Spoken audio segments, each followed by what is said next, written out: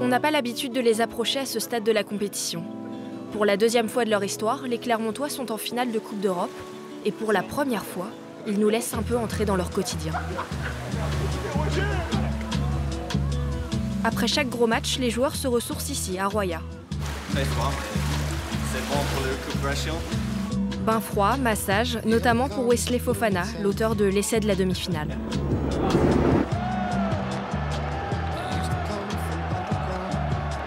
La victoire était compliquée face aux Saracens, alors on profite.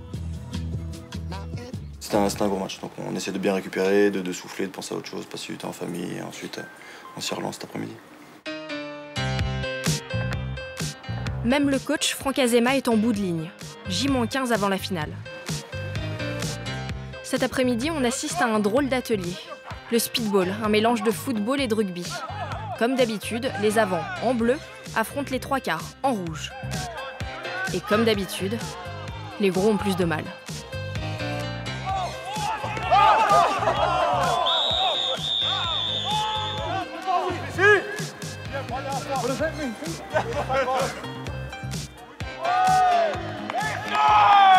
Vous pouvez remonter les gros. Ah, si je joue sur moi, il y a une 2 contre 1. Cet exercice fait partie de la méthode du nouvel entraîneur en chef, en place depuis 8 mois. Même si Franck Azema et Clermont, c'est déjà une longue histoire. En tant que joueur, il porte le maillot auvergnat pendant 4 ans. En tant qu'entraîneur, il assiste d'abord Verne Cotter chez les trois quarts. Il était donc déjà en bord de terrain lors de la finale de Coupe d'Europe, perdue face à Toulon, équipe qu'il connaît bien. Je trouve qu'elle a du caractère, elle est capable de se remettre en question après les titres, gagner. Donc forcément, ils sont costauds. Mais c'est aussi ça qui est excitant et c'est un bon challenge pour nous. Dès sa première année, Franck Azema a l'occasion d'offrir à Clermont son premier titre européen. Et il a de quoi rivaliser avec Toulon. Depuis des années, Clermont est un vivier du 15 de France. Le soutien de Devati, énorme, et c'est encore des Français. Ce travail de Noah Nakaitasi qui a trouvé le soutien de son partenaire de club, Vincent Devati. Trop fort. Aïe, je perds. Glantine première, moi deuxième quand même. Hein. Non. C'est pas trop mal. Hein. Non, c'est moi, j'étais sur Glantine, j'avais le pion sur Glantine. Alors fais une parce que c'était pas sûr. De Twickenham au jardin des Deux Bâtis, entre père et fille. Attends, encore en pion là. Attention. Vincent est pilier à l'ASM depuis 7 ans. Des finales, il en a vécu, et pas toujours très bien. On a souvent eu cette étiquette d'équipe qui arrive au bout, mais qu'au final, voilà, bon perdant quoi. Ça c'est un ballon d'essai, il va y aller. Il va aller à la course. Dylan Armitage qui Toulon est sacré champion d'Europe au terme d'une finale haletante. Jusqu'au bout, Clermont a eu ses chances. Clermont s'annonçait invaincu avant ce match, mais Clermont est battu d'un point par Toulon. Pour notre histoire de joueurs, pour le groupe de Clermont, c'est vrai qu'on est une bande de potes. On s'entend, on est vraiment tous bien ensemble. On travaille dur toute l'année, donc on a envie vraiment tous ensemble de faire quelque chose pour garder cette histoire et cette vie qu'on a ensemble. Lendemain matin, chez Damien Chouli, à 20 km de Clermont-Ferrand. Je pars toujours entre 7h ou 7h30, ça dépend s'il y a des soins et de l'emploi du temps. Donc là, on va pas tarder à y aller parce qu'il est déjà 7h05. 20 minutes de trajet jusqu'au stade, toujours en musique. Le capitaine est connu pour ça.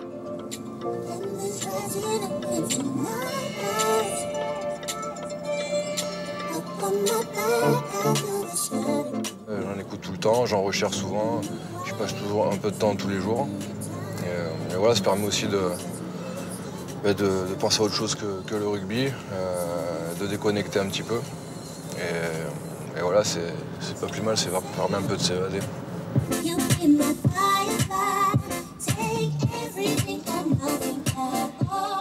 Et voilà, on y est pile alors. On approche de la fin de la saison. Entre le top 14 et la Coupe d'Europe, Clermont est encore sur les deux tableaux, comme Toulon. Les deux clubs ont joué 31 matchs. Alors entraînement, d'accord, et surtout, récupération. En tout cas pour les anciens. C'est bon. Un vieux comme moi, oui, c'est important de récupérer quand même, parce que sinon, ça ira pas bien. Vous savez, jouer tout court en finale, c'est un plaisir.